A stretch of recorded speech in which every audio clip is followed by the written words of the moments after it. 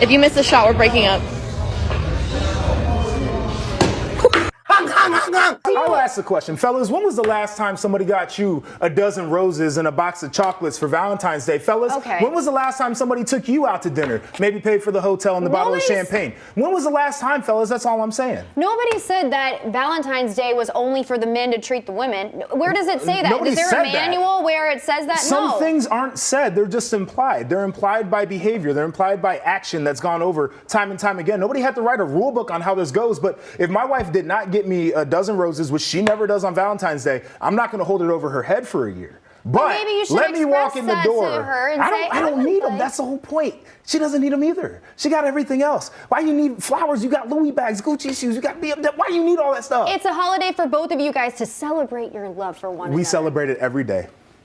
I'm a celebrating fool. But you're so busy. Maybe you don't have time to go to, a nice dinner. Listen, enough about JP. No, all about JP. I'm enjoying it. As a single man, how are you preparing for Valentine's Day? Not. What do you do on Valentine's Day? Russell Dorsey? He's not. I'm not preparing. What is there for me to prepare?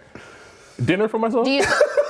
I don't know. Do you go on dates, or do you? I think sit at home and eat some chocolates and watch rom-coms? What do you do? Going on a date on Valentine's Day as a single person is like the people that go to the gym on January 1. You get in the way of all the other people trying to do things, right? Let the people who've been in love have their time at restaurants. Let them have the reservations. Move out of the way, right? Go on your date the next day. This man is spitting facts. All I'm trying to say is I've never seen a commercial where the woman is getting a guy something. Don't get me wrong, I'm all about romance, but part of romance is being spontaneous. A man can provide for a woman every day of the year, but because big companies have convinced women that if your guy doesn't get you something on this particular day, he doesn't love you, women just have expectations. It literally takes 30 seconds to go like this, open a bag of frozen shit, and put it in a pan with oil, and then mix it up.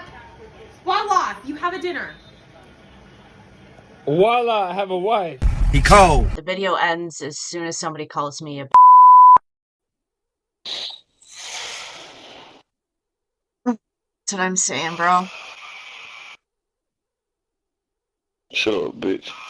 Yeah, shut up, bitch. Congratulations, you played yourself. If she wants positive words of affirmation, she's in the wrong place. And it's not even political. People are just screaming slurs. I've been called everything but a child of God in a Call of Duty lobby.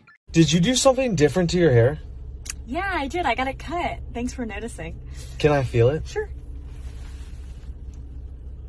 Y'all not ugly.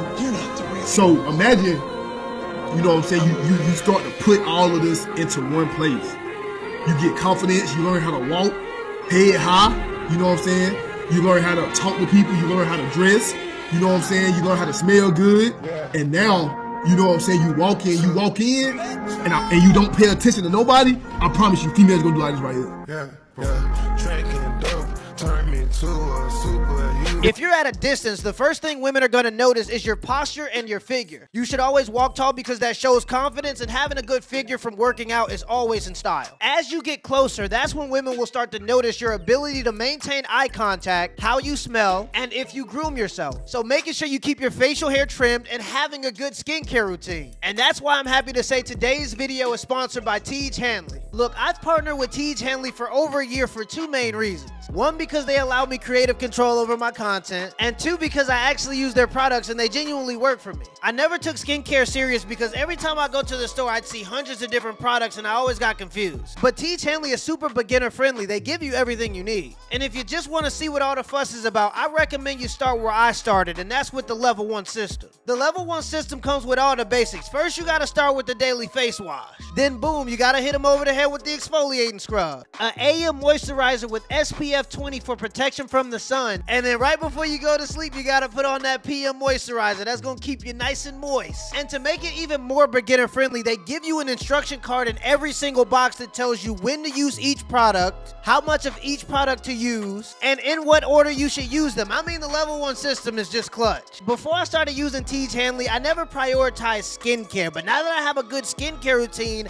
I can't go back. And if y'all don't want to take my word for it, Tej Hanley has over 5,000 and 5-star reviews from customers all over the globe. In addition to amazing skin, members of Teej Hanley get a ton of benefits, including 20% off retail price. You can pause or cancel it at any time, and shipping in the US is free. And because Teej Hanley is sponsoring today's video, click the link in the description below to get 30% off your first box and a free gift. If having clearer skin is something you want to work on, Teej Hanley is a great product, and it's a great way to support the channel. I think where we differ is that you refer to it as arguing, whereas I refer to it as a discussion to help you understand that you're wrong.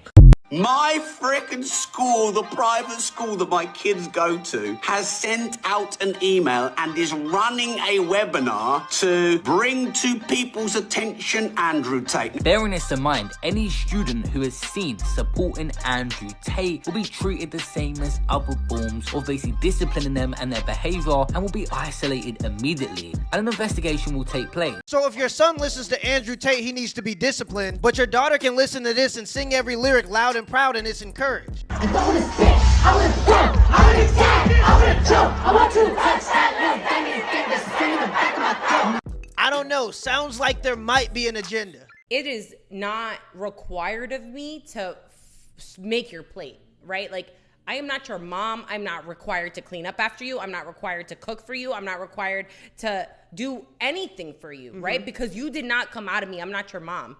As a man, as a person, as a human being, you should have been taught life skills to be self-sufficient.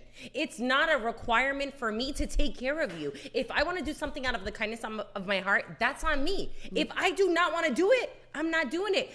How about you make my plate? How about I cooked? Why don't you say to me, babe, why don't you go sit down? I'm going to make your plate. How much would you like? They completely skipped over the fact that you just cooked for them. Right. They don't give a fuck. No. Forget that you cooked. You also have to serve. So as a man, I'm not required to protect you, provide for you, or do anything for you because you didn't come out of me. I'm not your dad. You see how ridiculous that sounds? If I have to pay bills from the time we meet to the day we die, I would never do that for a person that isn't even willing to make me a plate. 1 of every 3 marriages in this country, black or white, ends in a divorce in 18 months. Now, you see, it used to be if you got divorced, something was wrong with you. But when you have a stat this high, something must be going on in society. I now want to explain what that is. When America believed in agriculture, America believed in extended family. When America believed in the factory, industrialism, America believed in the nuclear family. But now that America believes in the computer, now America believes in the single-parent family. Make sure you see my analysis. When the economy changed, the family structure changed. There was more than love in these relationships. There was some money involved here. Our grandparents worked the fields together, had economic reason to stay together, and so they did. In a factory, man works in a factory, woman takes care of children. Economic reason again to stay together. But in this new economy, where you now have women working just as much, if not more, than men, you now hear women telling men, I don't need you, got my own job. Do what I want to do when I want to do it. And we're now doing it very well and by ourselves. You know the #1 song in America a couple years ago, ain't nothing going on but the rent. If you want to be with me, you got to have a job. It's all about money. All about money. When the economy changed, the family structure changed. And so now we have a lot of people making plenty of money and lonely. Look at it like this. If I had kids, I would tell you straight up, if you're struggling and you need money from me to take care of the kids when they with you, you might as well send them this way because I'm okay. So if you're struggling financially trying to figure it out, send them to daddy. You know, I can make it happen over here with nothing from you. A lot of people don't know this, but the state gets 66 cents for every dollar collected from child support. Because the man is the main breadwinner, if the state gives the kids to the women, they can collect more child support money from the man. This is one of the reasons why 90% of the time women get custody. Before Title 4D was passed in 1975, custody was always split 50-50. I mean, really just think about it. If the father is the most important component to a kid's life, and that's true statistically speaking, why would the state lock a man up because he can't pay child support, separating him from his kid? It's because the state cares more about your money than they care about your ability to be a good father, the lessons you teach your kid, and the time you spend with your kid. The truth of the matter is, if we go back to 50-50 custody being the default, the state just won't make money from child support.